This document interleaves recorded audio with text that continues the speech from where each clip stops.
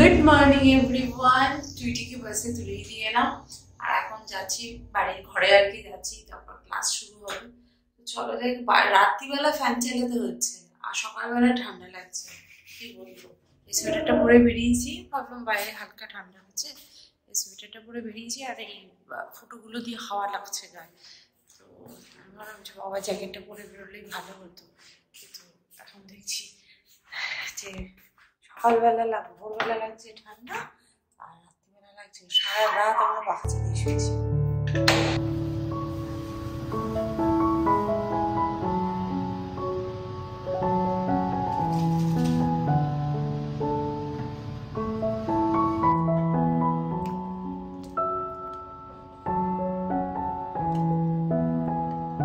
আমি ছাদে যাচ্ছি জামা কাপড় মেলতে, দিয়ে রোবোকে বলে এলাম ফাঁকি মারবি না জানো। এই যে ফাঁকি মারবে না, আমার মতন ফাঁকি মারতে পারে না। তুমি ফাঁকি মারো, ফাঁকি মারো, ফাঁকি মারতে পারো? আজকে কোনোদিন স্কুল কলেজ বাঙ্ক করেছো? বলো তো, তুমি সবার সামনে বলো, তুমি কি বাঙ্ক করেছো কোনোদিন স্কুল কলেজ? স্কুলে করিনি, কলেজে করেছি। আমি সেটাও করিনি, যেমন আমি কত ভালো মেয়ে ভাবো, আমি তো ফাঁকি মারিনি। চলো চলো চলো চলো, এখন সরস্বতী পুজোর কাছে মানে কুল খাবো, শুধু শুধু কুল খাবো। টুইটি পছন্দ হয়নি কুল, একদম টুইটি বলতে ভালো লাগে না আমার সব খেতে। আজকে আমি একটা রেসিপি বানাবো, বাট আমার মনে হয় সবার বাড়িতে এই রেসিপিটা আগে অনেকবারই বানানো হয়েছে, বাট আমার বাড়িতে ফার্স্ট টাইম হচ্ছে। এই রেসিপিটা প্রান্তিকা আমায় বলেছে ও নাকি হস্টেলে থাকাকালীন খুব খেত। তো চলো বানানো যাক। কড়াইতে একটুখানি তেল দিয়ে আমি বড়িগুলোকে ভাজছি। হ্যাঁ, আমি একটু তেল কমই ইউজ করি, সেই জন্য হয়তো কড়াইতে তেল কমই দেখতে পাবে। তার মধ্যে একটুখানি জিরে ফোড়ন, তেজপাতা আর শুকনো লঙ্কা ফোড়ন দিয়ে নাড়াচাড়া করে আদা বাটা দিয়ে ভালো করে নাড়াচাড়া করে নেবো। তারপরই ওর মধ্যে regular masala, salt, red chilli powder, turmeric powder add করে একটু নাড়াচাড়া করে ওর মধ্যে বিন, গাজর আর আলু, এই ভেজিটেবলগুলোকে একই সাইজের করে কাট করে নিয়ে একটু মশলার সাথে কষিয়ে নেব। একটু ভাজা ভাজা হয়ে যাবে। আর এইদিকে আমি ফুলকপির ডাঁটি এবং ব্রোকলির ডাঁটি একটু একটু পাতা আছে, সেগুলোকে ছোট ছোট করে কেটে এর মধ্যে আমি অ্যাড করে দেবো। আর তার মধ্যে রেগুলার মশলা, কিউমিন পাউডার আর কোরিয়ান্ডার পাউডার, ব্যাস দিয়ে সব কিছুকে ভালো করে মিশিয়ে নেবো। আর এটা যেন কুকারে সিটি দিতে যেও না, তাহলে না একদম গলে যাবে। এটাকে এরকমভাবে হালকাভাবে ভাজা ভাজা করতে হবে। এর মধ্যে একটু কড়াইশুঁটিও অ্যাড করে দিলাম, দিয়ে ভালো করে নাড়াচাড়া করে স্টিমে রেখে অল্প অল্প করে জল ছিটিয়ে কড়াইয়ের ঢাকনা আটকে সুন্দর করে একটু ভাজা ভাজা করে নেবো। ঠিক এইভাবে যদি কুকারে দাও একদম গলে যাবে কিন্তু। তারপরে এর মধ্যে বড়িটাকে অ্যাড করে দেবো আর ভালো করে নাড়াচাড়া করে দেবো। আর এর মধ্যে একটুখানি আমি জল দিয়ে, জল মানে খুবই সামান্য আর কি, জল ছিটিয়ে এটাকে একটু স্টিমে রেখে দেবো যাতে বড়িগুলো সুন্দরভাবে সফট হয়ে যায়। শুকনো ভাতে মেখে খেতে নাকি খুব ভালো লাগে। তো চলো আজকেও আমি ট্রাই করে একবার দেখবো কেমন লাগে।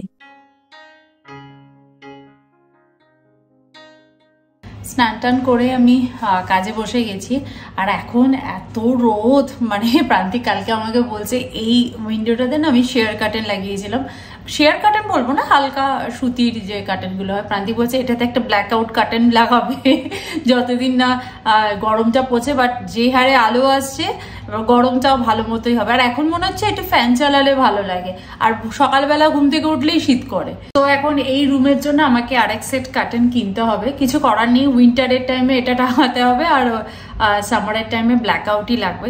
আমার ও বাড়িতে না এত কার্টেন্স রয়েছে সব ঘরের জন্য, কিন্তু ওই কার্টেন্সগুলো না এই রুমে মানাবে না। তো প্রান্তিক একবার বললো যে একবার নিয়ে এসে টাঙিয়ে দেখতে পারো, ওগুলো না সব ও বাড়িতেই পড়ে আছে, ওগুলোকে ওয়াশও করতে হবে, ও বাড়িটা ক্লিনও করতে হবে। অনেকদিন যাওয়া হয় না, আমি তো প্রায় প্রত্যেক সপ্তাহে একবার করে যেতাম, বাট লাস্ট 2 উইকস একটু বেশি বোধহয় হয়ে গেছে, আমি যাইনি। মাঝখানে প্রান্তিক একবার গেছিল, সময় পাচ্ছি না যাওয়ার। আর যাই হোক, কবাডিটা মিস করি, আমি খুব মিস করি। আমার পিছনে খোলা মাঠটাকে আমি খুব মিস করি, স্পেশালি যখন সূর্য অস্ত যায় না, দেখতে খুব সুন্দর লাগে। আর যাই হোক, কিছু পাওয়ার জন্য কিছু তো হারাতেই হবে, তাই না? আর ওই বাড়িতে খুব তাড়াতাড়ি রেন্ট দেওয়ার ব্যবস্থা আমরা করেছি। তো যারা নেবে তাদের অ্যাকচুয়ালি সেই যে ভদ্রমহিলা নিচ্ছে আর কি, ভদ্রলোক ভদ্রমহিলা, তো ওনার ডেলিভারি আছে। তো উনি সেটাই চিন্তা করছেন যে ডেলিভারির আগে নেবো না ডেলিভারির পরে নেবো। তো ডেলিভারি আর বোধহয় 2 উইক্সের মধ্যে আছে। তো আমরা একটা অফিসিয়ালি একটা পেপারও তো রেডি করতে হয়, উনি সেই সময়টাও দিতে পারছেন না। খুব স্বাভাবিক, অফিস করে তারপর বাড়িতে বউ যেহেতু প্রেগনেন্ট, সেখানেও কাজ, ওনাকে টাইম দিতে হচ্ছে, এই আর কি, সেই জন্য সময় করে উঠতে পারছে। যাই হোক, ওনাদের যখন কমফোর্টেবল ফিল করবে তখন নেওয়াই ভালো।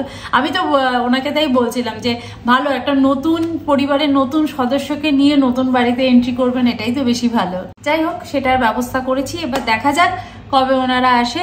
আমি একটু কাজটা এগিয়ে নিই। প্রান্তিক গেছে একটা দরকারি কাজে ব্যাংকে, তো হয়ে গেছে, ও আসছে আর কি। তো এসে গেলে ও স্নান টান করে নেবে, তারপর একসাথে লাঞ্চ করবে। আর আমাদের এই ওপরে ফ্ল্যাটে ইন্টেরিয়ারে কাজ চলছে সারাদিন, ওই প্লাই কাটার আওয়াজ আর ঠক ঠক ঠক ঠক আওয়াজ, মোটামুটি সন্ধ্যে 6টা অবধি, 6টা না 8টা অবধি থাকে। তো আর সন্ধ্যাবেলার মানে 6টার পর থেকে অত ঠকঠক আওয়াজটা পাওয়া যায় না, এই টাইমে বেশি হয়।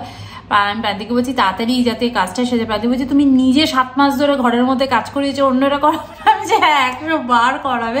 আমি তো আমার ইন্টেরিয়রকে বলেছিলাম তাড়াতাড়ি করো তাড়াতাড়ি করো, কিছু করার নেই, এগুলোর সঙ্গে অ্যাডজাস্ট করতেই হবে। কারণ সত্যিই তো আমি যখন করেছি তখন তো অন্যদেরও এরকমই অসুবিধা হয়েছে। দেখো আবার হচ্ছে, এখন আর কোনো কথা বলা যাবে না। লাঞ্চের থালি নিয়ে বসে পড়েছি, ভাতের সাথে এই শুকনো তরকারিটা কিন্তু খেতে বেশ লেগেছে, তার সাথে মাছ ভাজা, একটু স্যালাড, ডাল, মাছের কালিয়া আর হচ্ছে টক দই। এই হচ্ছে আজকে আমাদের লাঞ্চ।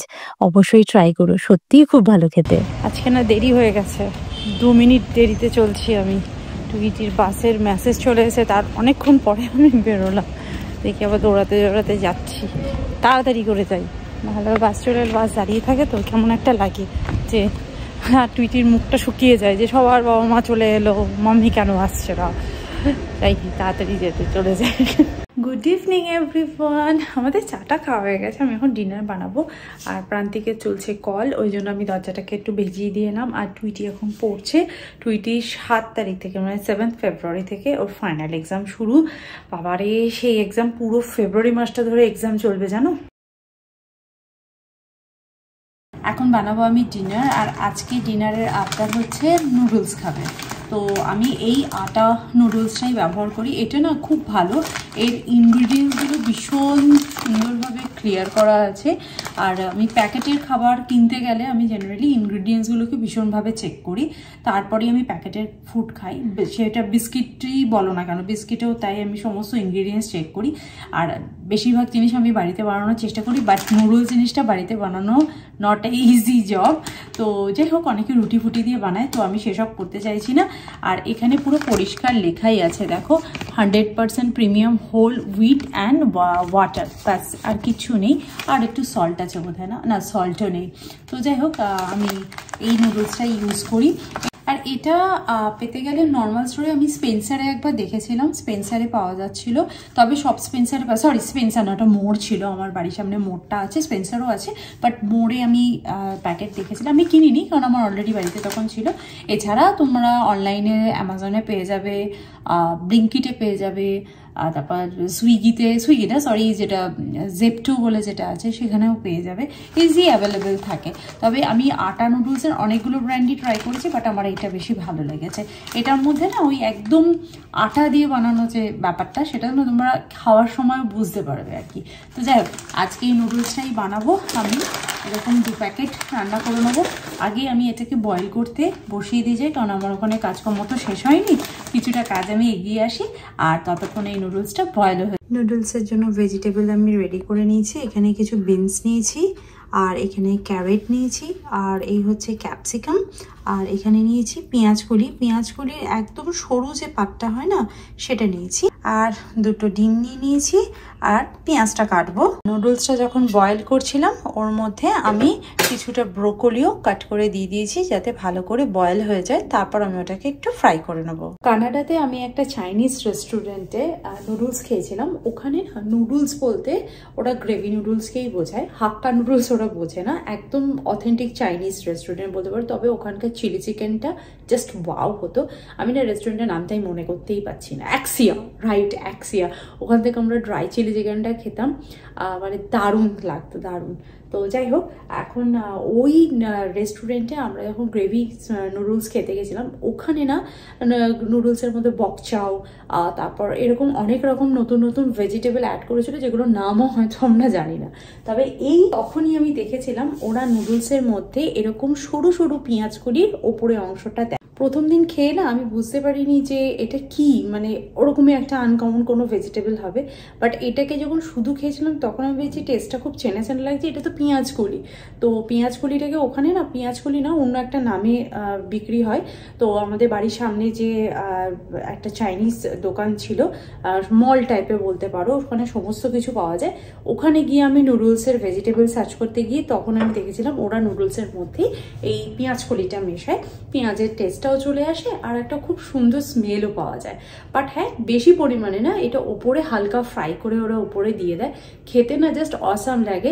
তো সেখানে খাওয়ার পর থেকে আমি যখনই, ওখানে আমি খুব একটা বেশি কিনতামও না পেঁয়াজ কলি, আর এখানে আসার পর মানে ইন্ডিয়াতে আসার পর যখনই প্রান্তিক বাজার থেকে পেঁয়াজ কলি আনি এবং আমার রেসিপি চাউমিন বানাই আর কি, তখন আমি এই পেঁয়াজ কলিটাকে অবশ্যই অ্যাড করে দিই।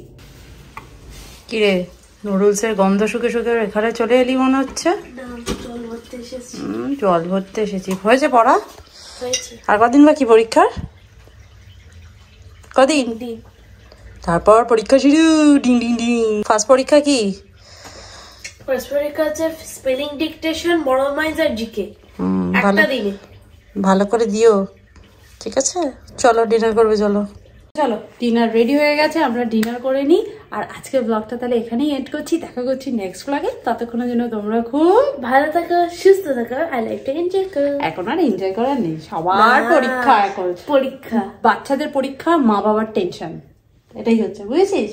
যেমন আমাদের পরীক্ষা হলে দিদা দাদু টেনশন করতো না, দিদা টেনশন করতো, এরকম তোর পরীক্ষা আমার টেনশন হচ্ছে।